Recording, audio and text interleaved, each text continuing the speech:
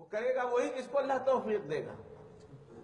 آسان اللہ تعالیٰ اسی کے لیے کرتے ہیں. جمعہ میں میں نے بتایا تھا کہ اعمال اللہ اسی کے لیے آسان کرتے ہیں جس کو اللہ تعالیٰ پسند فرماتے ہیں, جس سے کروانا چاہتے ہیں.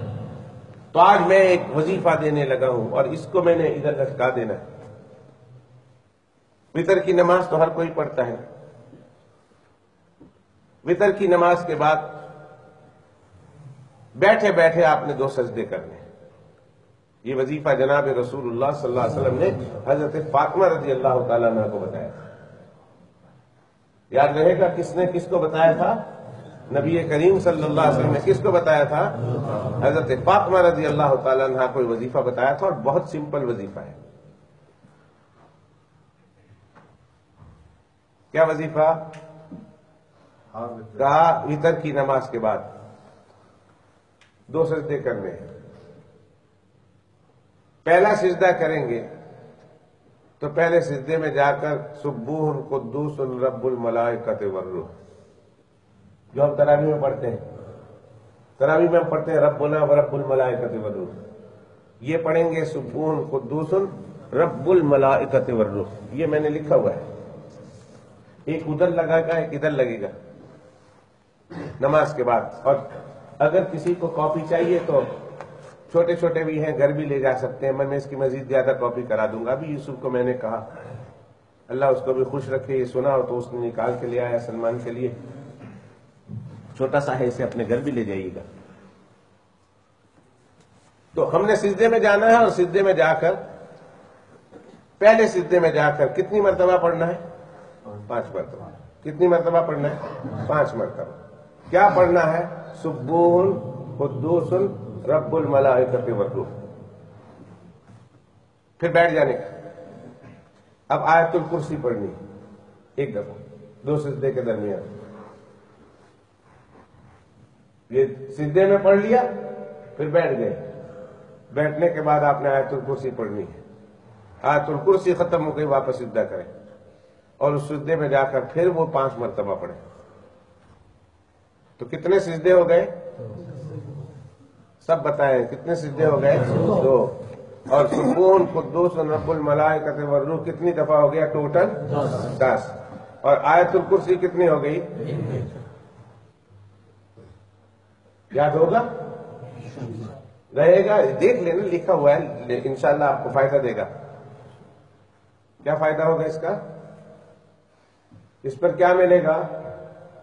جناب رسول اللہ صلی اللہ علیہ وسلم نے حضرت فاطمہ سے کیا کہا رضی اللہ تعالی عنہ سلام اللہ علیہ؟ کیا ملے گا اس عمل پر, اس وظیفے پر کیا ملے گا؟ اللہ کے پیغمبر علیہ الصلوۃ والسلام فرماتے ہیں, قسم اس ذات کی جس کے قبضے میں محمد کی جان ہے. اپنے اللہ رب العزت محمد صلی اللہ علیہ وسلم اپنے اللہ کی عزت کی قسم کھا کے کہتے ہیں, قسم اس ذات کی جس کے قبضے میں محمد کی جان ہے, اللہ تعالیٰ اس شخص کے وہاں سے اٹھنے سے پہلے ہی اس کی مغفرت کا اعلان فرماتا ہے. ابھی وہ جگہ سے اٹھا نہیں, اور اللہ اس کی مغفرت کر دیتے ہیں, مغفرت فرما دیں گے. اتنا ہی ہوتا تو بتیرا سی یہی گل یہ اتنی ہوندی تو پھر بھی بہت سی, بہت زیادہ تھی.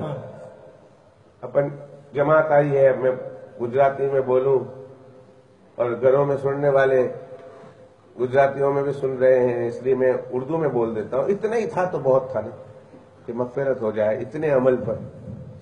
لیکن آگے سنو, فرمایا اللہ اس کے نامہ اعمال میں 100 حج کا اور 100 عمرے کا ثواب لیتے تھے.